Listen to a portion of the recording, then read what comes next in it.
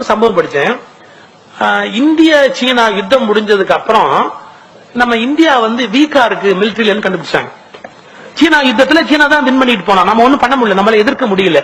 அப்ப நேரு ரொம்ப ஃபீல் பண்ணார், நம்ம சீனா யுத்தத்தை சரியா ஹேண்டில் பண்ணல, ரொம்ப வருத்தப்பட்டார். அப்போ காமராஜர்கிட்ட பேசிட்டு இருக்கிறார், உங்களுக்கு என்ன ப்ராப்ளம்னு கேட்கிறாரு காமராஜர். அப்ப சொல்றாரு, நமக்கு ஆர்ம்ஸ் அண்ட் அம்யூனிஷன்ஸ் பத்தாது, அமெரிக்கால இருந்து தான் வாங்கணும், பட் அதுக்குரிய ஃபண்ட் நம்ம கிட்ட இல்ல, அதை நம்ம கொண்டு வந்தாதான் உடனே நம்ம நம்முடைய ஆர்மியை ஸ்ட்ரெங்தன் பண்ண முடியும். இதுல என்ன விஷயம், அமெரிக்கால வாங்க வேண்டியது தானே, எல்லாத்தையும் நிறுத்தி விட்டு பணத்தை போட்டு வாங்க வேண்டியது தானே அப்படி. அதுக்கு நேரு சொன்னாரு, நம்ம வாங்கிட்டோம், ஆனா அங்கே நீங்க ஷிப்மெண்ட் பண்ண முடியல, ஏன்னா முதல்ல அங்கிருந்து வெளியே அனுப்புறதுக்கே ஒரு கேரண்டி கேட்கறான், என்ன பணம் கொடுக்கல, ஒரு கேரண்டி கேட்கறான். அமெரிக்கால இருக்கிற ஏதாவது ஒரு பேங்க் கேரண்டி கொடுத்தா அங்கிருந்து ஆர்ம்ஸ் அண்ட் அம்யூனிஷன்ஸ் இந்தியாவுக்கு அனுப்ப தயாரா இருக்கிறான். அமெரிக்கால இருக்கிற எந்த பேங்கும் இந்தியாவுக்கு கேரண்டி கொடுக்க தயாரா இல்லை. சார் இது எவ்வளவு பெரிய இஷ்யூ சார் இது.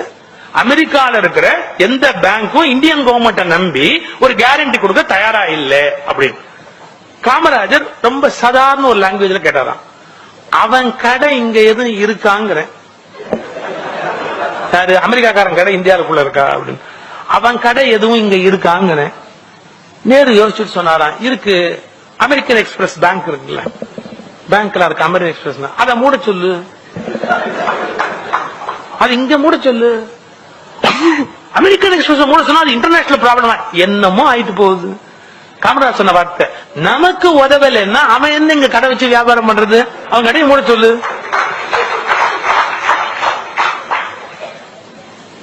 நேரு ஒரு வினாடி யோசிச்சுட்டு, சரி என்ன பரவாயில்லன்னு இங்க இருக்கிற அமெரிக்கன் எக்ஸ்பிரஸ் சேர்மனை கூப்பிட்டு, எப்ப இந்தியன் கவர்மெண்ட்டுக்கு நீங்க சப்போர்ட் பண்ண தயாரா இல்லையோ அதுக்கப்புறம் இந்தியாவில நீங்க இருக்க முடியாது, அதான் கவர்மெண்ட் டெசிஷன் எடுக்க போறோம். அவங்க உடனே ஹெட் ஆபீஸுக்கு பேசி கேரண்டி கையெழுத்தாகி ஆர்ம்ஸ் இங்க இருந்து புறப்பட்டு இந்தியாவுக்கும் வந்தாச்சு. ஒரே அவங்க கடை எங்க மூட சொல்லுங்கிறேன், அவ்வளவுதான் சார். இதெல்லாம் அந்த மண்ணின் மைந்தன், அந்த மண்ணில இருந்து விளைஞ்ச ஒரு விளைச்சல். அது மட்டும் இல்ல, நான் ஒரு மிகப்பெரிய உண்மையை சொல்லட்டுமா, என்ன, யாருக்கு தன் நாட்டின் மீது அக்கறை இருக்கிறதோ அவனுக்கு இது போன்ற எண்ணங்கள் தோன்றிக்கொண்டே இருக்கும்.